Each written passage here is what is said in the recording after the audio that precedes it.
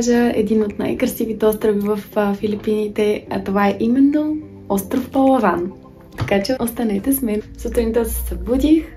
Хотела ми бяха резервирали триколка, която да ме закара до автогарата на Пуерто Принцеса, където бях отседнала. Това е едно малко градче в средата на остров Палаван, откъдето всъщност аз хванах автобуса за Ел Нидо.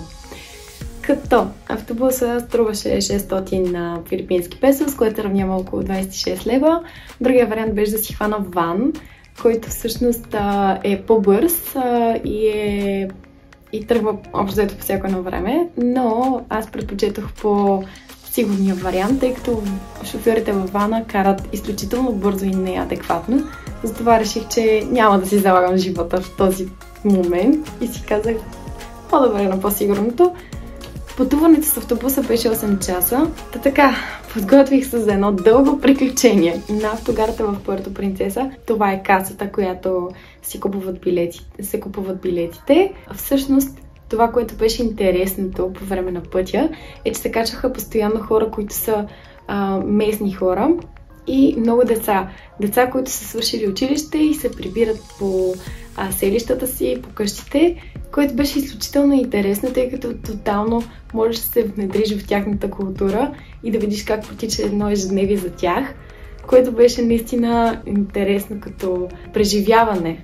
Даже имаше деца, които се качваха с китари, с топка за футбол, за баскетбол. Нещо, което е много, между другото, интересно. Знаете ли, че в Филипините баскетболът е всъщност най-популярният им спорт и навсякъде има игрища за баскетбол и всеки един човек е играл баскетбол в някакъв етап от живота си. Така, след 8 часа път пристигнах до Ел Нидо, което всъщност ми беше крайната дестинация този ден. И си взех триколка, която да ме закара до хостела ми, което беше Friends Hostel. Бях отседнала там. Понеже вече беше станало доста късно, аз бях доста гладна и отидох да хапвам. Намерих това много яко място и там цените пак бяха доста окей. Мисля, че за адобо, който е техният пиле с ориз, който е много... Всъщност това е тяхна традиционна храна. Струваше нещо типа на 300 песос. Дори 300 не знам дали имаше тогава в това заведение. А то беше доста централно, така че това е под 10 лева. След това реших да се разходя по плажа, защото Ел Нидо, всъщност Ел Нидо представлява една улица, която е централна улица и по нея има всякакви заведения и ресторанти и магазини. И това е и плажа. В момента, в който стъпих на плажа, мога да кажа, че бях удивена от гледката. Аз такова нещо до този момент живота си не бях виждала. Такива масиви, толкова красиво и точно беше покрай залез. Уникално красиво. Ами хора, стигнах в Ел Нидо. Капнах, както видяхте. И сега съм на плаж, за да го видя и е жестоко. Аз не мога да повярвам, че съм тук.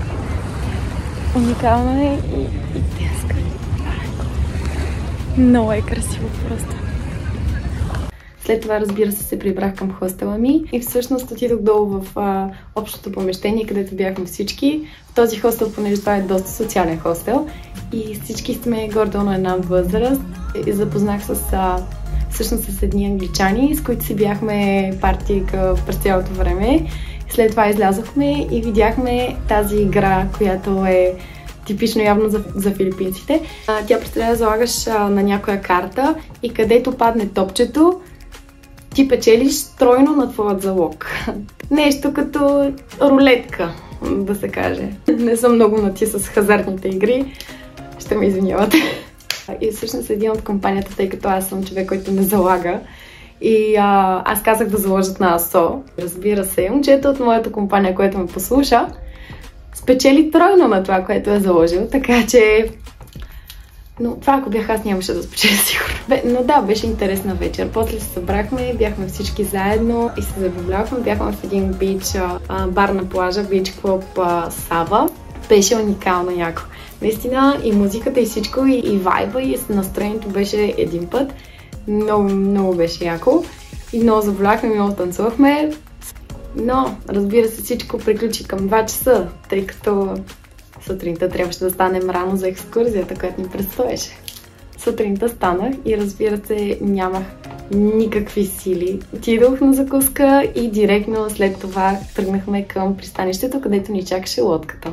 Качихме се на лодката всички, беше много забавно, тъй като всички си държахме нещата така нагоре над главите, за да не се намокрят. И се отправихме към първата ни дестинация за деня, която беше Big Lagoon.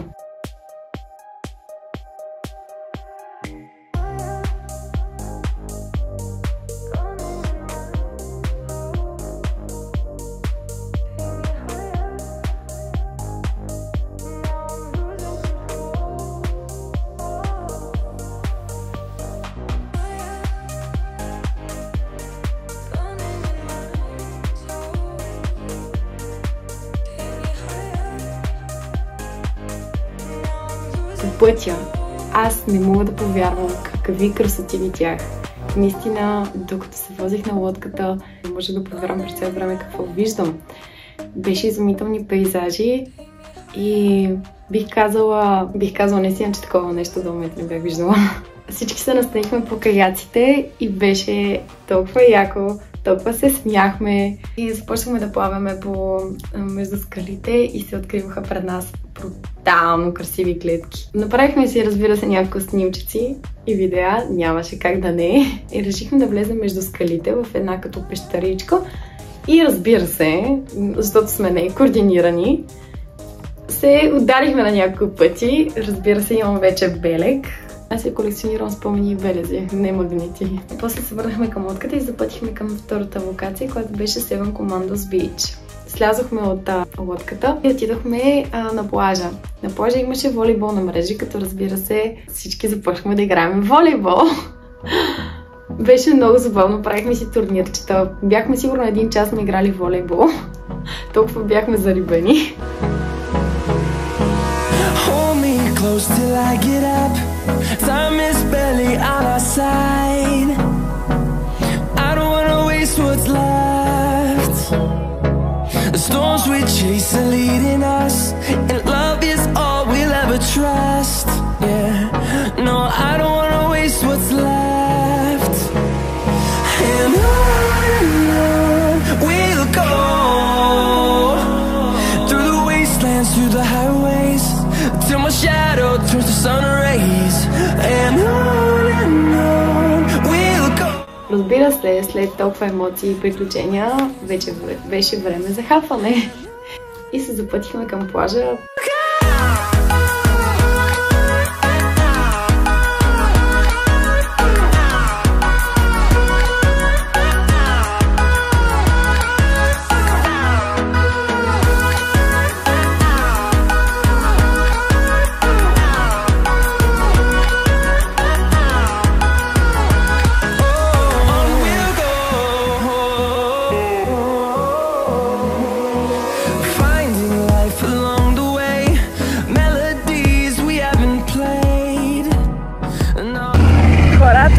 На плажа. Тук що летяхме с дрона и беше скандално, защото щяхме буквално лодката точно тръгна и ние тръгнахме да го приземяваме буквално за секунда и точно в момента, когато го приземихме и лодката тръгна. Щяхме да си изгубим един дрон, ама всичко е наред. Но да, в момента сме на този плаж и отиваме да хапваме. Като цяло аз съм изключително доволна от експедицията, която е Island Hopping.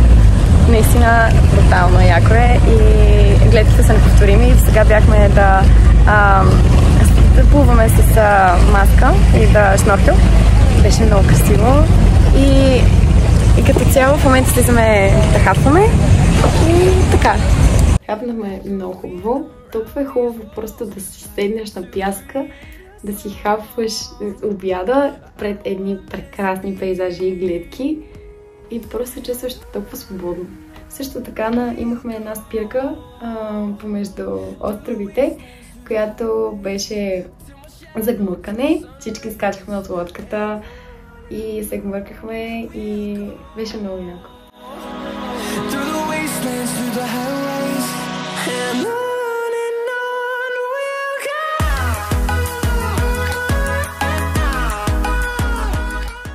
Една от най-хубавите части на деня е, разбира се, залеза.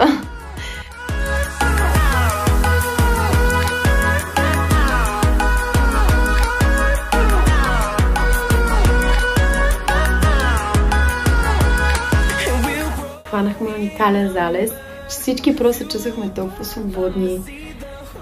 Говорихме си, слушахме музика, гледахме залеза, радвахме се на морето, на всичките тези скали, пейзажи. Просто беше великолепно чувство.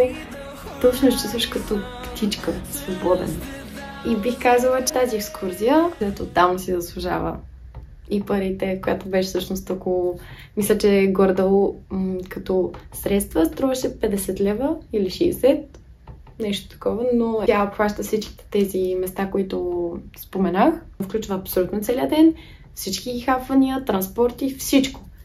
И си заслужава на 100%. И ви я препоръчвам на 100%. И разбира се, вечерта продължи в хостела ми. Имаше караоке вечер. И аз, слизайки надолу към стаята ми, се запознах с две англичанки, които супер много си вайбнахме и се харесахме. Много си допаднахме. И решихме, че ще ходим на бар. И къде да отидем? В Saba Beach Club. И разбира се, мога да кажа, че се изкарах изключително готино отново. Но този път се прибрах към 4 часа. Лошото беше, че трябваше да ставам в 6 часа, тъй като ме чакаше транспорт в 6 часа към следващото място, за което ще разберете повече в следващото видео. Надявам се това видео да ви е харесало и да ви е било полезно и ще се радвам да коментирате и да го харесате и да ме подкрепите, когато се абонирате за канала ми. На следващото видео!